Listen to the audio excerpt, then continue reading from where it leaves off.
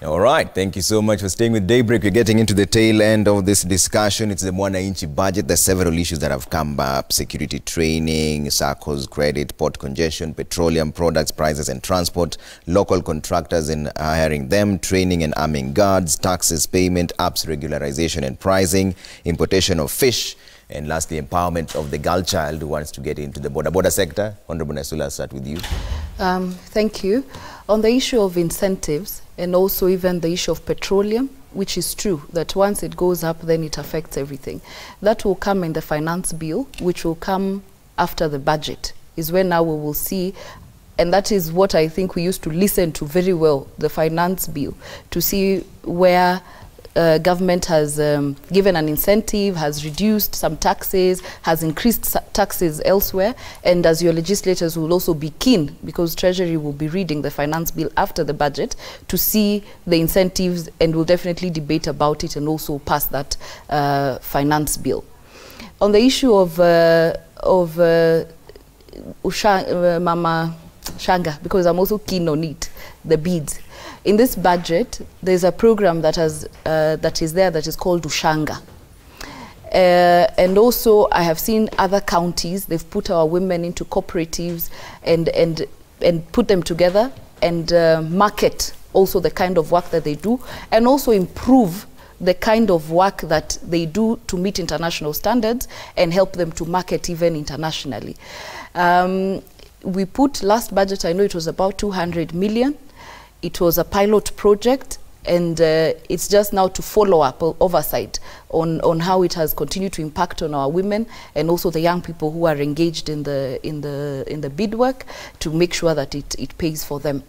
On issues of empowerment, and I have done a few in my constituency on issues of ensuring that people can access money, for example, to get bodas. Some of our SACCOs actually have very good plans where you put very little money in the SACCOs and you can take your boda, and as you work, you slowly pay off your money, and once you're done, the money that remains in the SACCO is also your it is your money, so you can continue as you also continue to do your business with in your boda sector. So that is an area that you can also look at for other young people who are actually keen to get it, because you use it as a tool to work, and you get some money and you repay your money and you continue with your work. So okay. I just wanted to mention on that. All right, Honorable Kuria. Let me look at it from various sectors which are here. And I think this panel really represents the entire economy or society of Kenya. I'll start briefly with the Ngong Road people, because I think we are skirting around that issue. I think it's a very important issue. If I build a water project, and I've got a water project in my constituency, the first thing I look at is something we call resettlement action plan for that water project. I think, and this is something I'm going to take as a vice chair of the roads committee, that we need to have in urban areas a resettlement action plan for urban roads, because in Nairobi, for example, or Nakuru, Mombasa, Kisumu, it is both a road and a market at the same time. And I think we have to admit that. It's not just a road. You look at in Gikomba, a very emotive issue of Quarry Road in Gikomba. It is a road, but in all essence, it's a market. Yeah? Ni barabara na ni soko. So we had the same issue with Kibera when we were doing, the bypass that was passing through Kibera. So I think you have got a very fundamental issue, and I am going to take it upon myself to sit with the Kenya Urban Roads Authority to see when we move people from where they do their business, because we need the road, but we need you to trade also, because if you don't trade, you might get into other things which make the road, not necessary. So I think we need to have a balance on that particular issue. Let me touch on the affordable housing issue, because people are saying Chinese. The affordable housing project is open for anyone with money or investors. And why we are doing that is because we don't have money as a country to build these houses. So we can only depend on private investors. So it so happens that the ones which have started is only Chinese, the one for Park Road. But I'm telling you, we have got 2.6 trillion shillings. Hiyo ni pesa mingi hata. If you think about it, you'll sleep here. 2.6 trillion shillings of investors' money who are saying, I have this money, give me the land, I start building houses. So that we don't go and compete for the few dollars that they are now competing. If Kenyans support this, we support the levy that is supposed to ensure that we can buy more houses. We are going to finish unemployment in this country. Personally, I don't see the affordable housing project as a housing project. I see it as an economic stimulus that is going to create jobs. If Kenyans know, na unajua tumeharibiwa kichwa kwa sababu anything that comes from government is seen as bad. If Kenyans know the impact of this project in terms of jobs, businesses, in terms of what your life will be, I'm telling you, if this project, if people are not rushing to court every day, today, even I doubt you will be here in this studio today. We will be so busy because everybody will really have something to do. Let me talk about border borders. I mean, security agencies. First of all, I think the government has taken security, private security very seriously. As you mentioned, you launched your SACCO in State House. Kuna wengine wanaonea State House kwa view sasa. You guys were there, yeah. So you had that privilege to, to be able to, to sit with the president, and the president launched you. That shows that he's very much committed to private security. Number two, we don't have an authority from government for looking even after furniture people. But the government, we formed the private security authority, the one led by my good friend, Mr. Fazul. So I think we are making some steps. So what we need to do is now to cover the gaps that are there. The one you mentioned about unfair competition and even playing field. So we get, whether it is my small Gatundu security agency for my boys, or G4S or KK, we all pay taxes, we pay the minimum wage, and we ensure that we are all following the code of conduct. But that is really for Mr. Fazul. And we are going to ensure that he enforces that to ensure that there is fair competition, whether from big players or the small players. We should all have even playing field and pay taxes. So that's really upon us. But also you, for example, and this is an issue which I've been following with the Honorable Sakaja, because he did a very good job, helping even formation of the SACCO. But we are not hearing much. By the way, you talk about access to credit. If we commit a certain percentage from your earnings to go to that particular SACCO, you don't even need to go to the bank. You will be bigger than all these we're hearing, Mwalimu SACCO, who ni nani wengi, teachers or security guards. Yeah? So, and this is something, even as your leaders, we're not going to allow you to be disorganized. Because you also have to carry the blame. Okay. Because if you are strong on that, then you can be able to whatever. Let me finish on the border. Yeah. On the issue of the border. And actually it's the same thing as we are saying on the issue of security guards. Border, 800,000 security guards, 1 million borders. This is close to 2 million people who are in gainful employment if they are organized. But I have tried also, from the committee perspective, to help the border.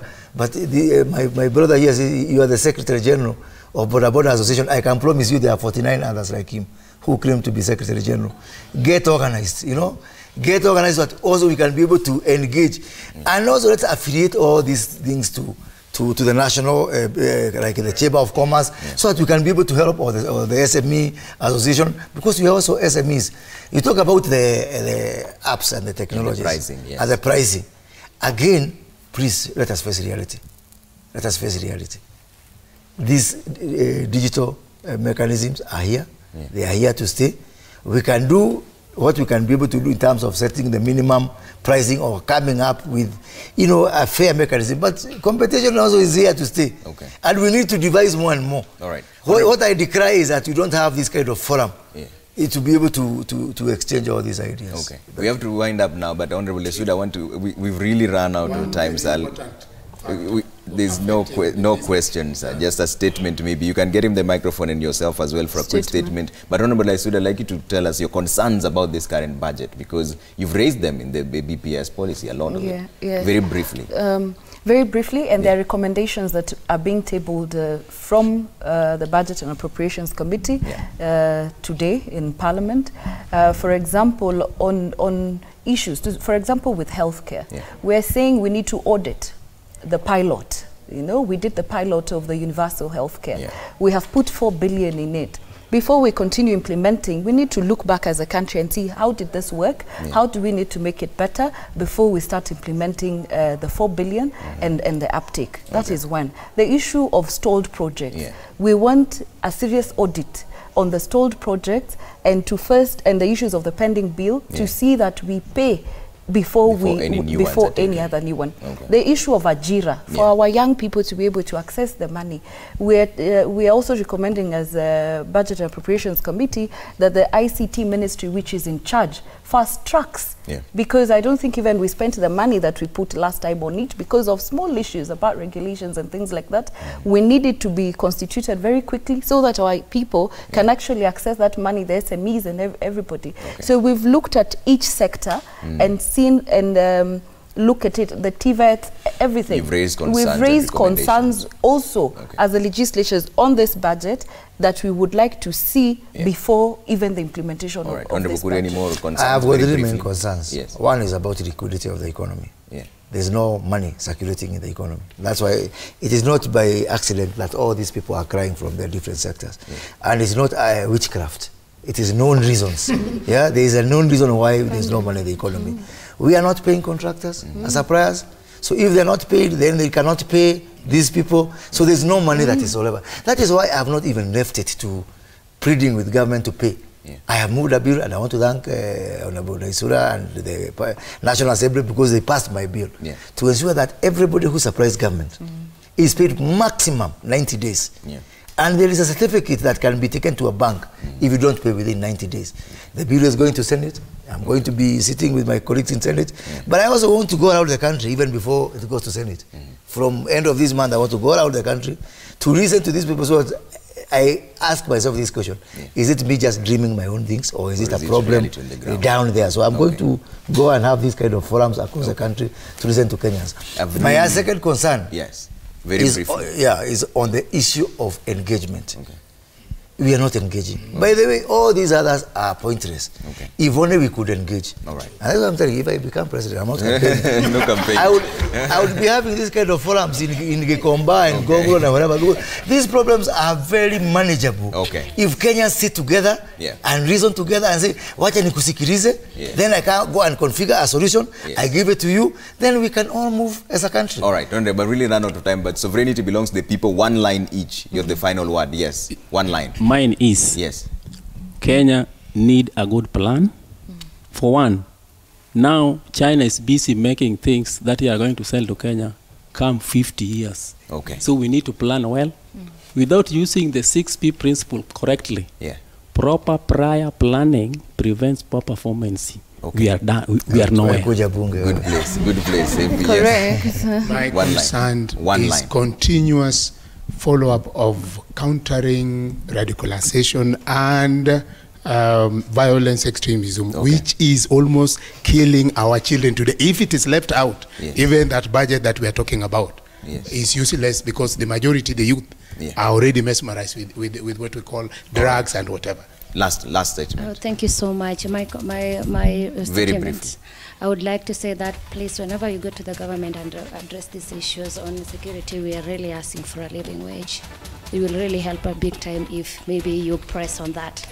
Thank you so much. All right. Thank you so much, guys. I've really run out of time, Honorable. I really ran out of time. Pass him the microphone 1 second, just one line, because this seems to be a burning concern. Somebody was just trying to they are watching from somewhere, and they are telling me, please, tell the legislators and Moses Kuria, the presidential candidate in particular, to really address the problem of harassment of police to border operators. Thousands of bikes are in police stations, and they have not been released, and we think the youth are going to be at peace when their bikes are just parked somewhere. Okay. And they police harassment. All right. Thank you so much. Thank all of you for coming through different sectors, traders, security, hospitality, and also furniture people, and the legislators who are in the Budgets and Appropriations Committee. Asante sana for making time. Let's see what you're saying online on 22422. Let's read some of them real quick before I take a break. I'll be back with the latest in the news.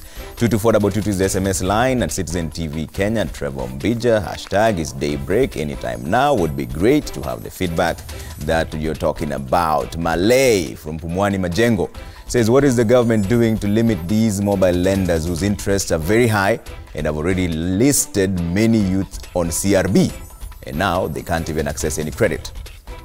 All right. Kinyanjui Kikuyu Town says, Moses Kuria raised a very interesting point. Citizens of Europe willingly pay taxes, but the comparison ends there. They get value for their money. We, on the other hand, pay whether willingly or otherwise. What do we get? Mr. Kuria and co flying in choppers, which they would otherwise not afford if they worked in the private sector. Mary Kakenya from Narok says, I could bet that the budget needs to be inclusive. The personnel's concerns with the budget planning, the persons concerned with the budget planning with close advisors need to ensure that major issues which never appeared in the expiring budget are given top consideration, because we need to have a uniform development rather than a number lagging behind, yet we expect tax from them. Still have more. You don't leave a name. You say our young people's careers nowadays are border, car wash, security guards, mtumba, etc. In this day and age of technology, if I was the government, I would offer free IT courses so that we have a country of more young tech people coming up with tangible solutions for the problems this country is facing into the future. All right, let's see what you're saying online. Those are the SMSs 22422, the line you're using, and Citizen TV Kenya. Davi Dipal says the cost of living in terms of the basic commodities should be addressed. Unemployment issue among the youth should be factored in. I think from then, issues of tax deficits and government funding will not be a problem. Let's see another one coming through. Wanyela Evans says, we as Wanainchi, we don't see any usefulness of that budget. Hiyo ni budget ya waheshimiwa. Kula na kujiongezea mishahara ovyo ovyo tu. All right. Because Gay Tony, yes, the government has offered credit to small traders, but almost all of them have been blacklisted by CRB and they can't even access those funds. What's the government take on that? Elijah says 49 million people depending on 1.51 trillion, while 1 million civil servants taking 1.5 trillion. This is absolutely unfair, and you wonder whether we are of the same God. Prayers might help us. All right. George says the security guards are right. Everyone in the security sector in this country is underappreciated, from KDF, MPS, and security guards. Waheshimiwa should really look at their remuneration. All right. Morris, budget or no budget, my take is we are at square one unless this man, our president, stamps authority to stop corruption. We are done. Uhuru can do better than Kagame of Rwanda. All right. I really have to leave it there. There's a lot of feedback coming through on this conversation. It means it matters to you, and that's what we try and do. Ensure that you have the microphone. You ask your legislators direct questions. We've been told that we need to bring in the executive also to hold them accountable, but they will hold them accountable because they are the ones who are representatives in Parliament. That's where we leave it on Daybreak. I'll be back with the latest in the news in just a bit, but thank you so much for coming through and your feedback, and thank all of you for making time for Citizen. We'll definitely have this conversation again. See you in a bit.